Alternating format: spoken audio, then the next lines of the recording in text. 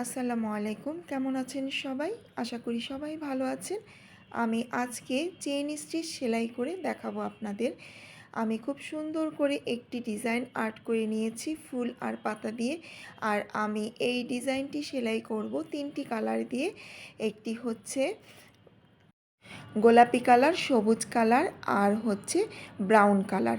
আমি ফুলগুলো গোলাপি কালার দিয়ে চেইন স্টিচ সেলাই করে নিচ্ছি। একেবারে ইজি সেলাই। যে কেউ একবার দেখলেই এই সেলাইটা পারবে আশা করি। একেবারে সহজ আর যে কোনো ডিজাইনের ওপরেই এই সেলাইটা করলে খুব সুন্দরভাবে ফুটে ওঠে। খুব সহজ, মানে সিম্পল সেলাইগুলোর ভিতরে এই চেইন স্টিচ সেলাইটা হচ্ছে আরেকটি সেলাই।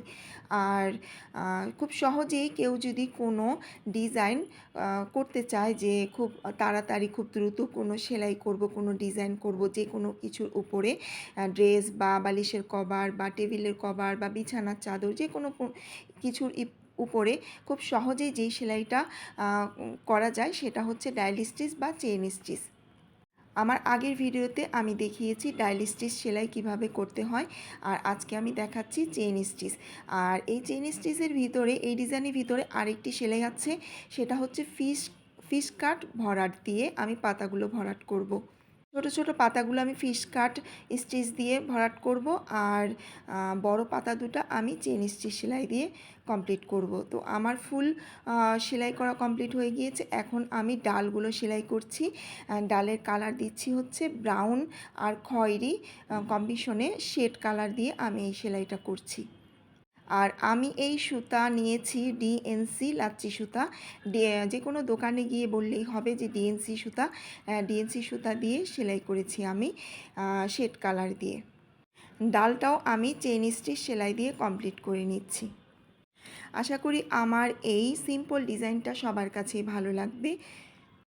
আমি সিম্পল ডিজাইনের উপরেই ট্রাই করছি আপনাদের উপরে সেলাইগুলো দেখানোর। শুধু সেলাই না, আমি ডিজাইন আর্ট করেও ভিডিও দিয়েছি রিলস ভিডিওতে। যারা এই ডিজাইনটা কিভাবে আর্ট করেছি দেখতে চান তারা আমার রিলস ভিডিওতে দেখতে পাবেন। আমি রিলস ভিডিওতে দিয়েছি এই ডিজাইনে আর্ট করা ভিডিও। এখন আমি ছোট ছোট পাতাগুলো ফিশ কাট ভরাট দিয়ে সেলাই করে নিচ্ছি। যেহেতু পাতাগুলো ছোট ছোট, তাই এই পাতাগুলোতে চেইন স্টিচ দিলে ভালো লাগবে না, তাই আমি এখানে ফিশ কাট ভরাট দিয়ে সেলাই করে নিচ্ছি।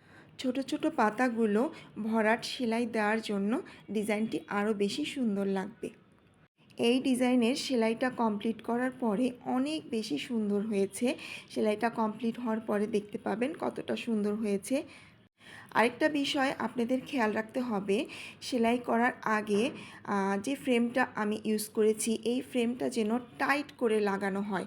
এটা যদি লুজ থাকে তাহলে আপনার সেলাই একদম সুন্দর হবে না। ফ্রেমটা যখন খোলা হবে তখন সেলাইগুলো লুজ হয়ে যাবে। এর জন্য সেলাই করার আগে একটা বিষয় সবসময় খেয়াল রাখতে হবে, ফ্রেমটা যেন ঠিকমতো লাগানো হয়। ঠিকমতো মানে টাইট করে লাগানো হয়, যেন ফ্রেমটা লুজ না থাকে।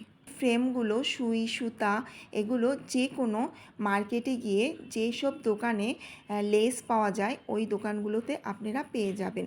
এখন আমি বড় পাতাগুলো চেইন স্টিচ সেলাই দিয়ে কমপ্লিট করে নিব।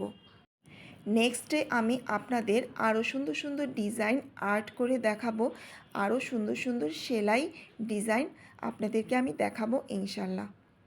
আরও সুন্দর সুন্দর ডিজাইন দেখতে চান, আরও সুন্দর সুন্দর সেলাই যদি শিখতে চান, তাহলে নিশ্চয়ই আমার পেজটা ফলো দিবেন আর আমার ইউটিউব চ্যানেলটা সাবস্ক্রাইব করবেন।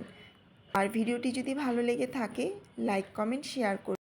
আমি চেষ্টা করব আরও সুন্দর সুন্দর ডিজাইন, সুন্দর সুন্দর সেলাই, ইউনিক ডিজাইন, ইউনিক সেলাই ব্লগ ভিডিও দেওয়ার জন্য।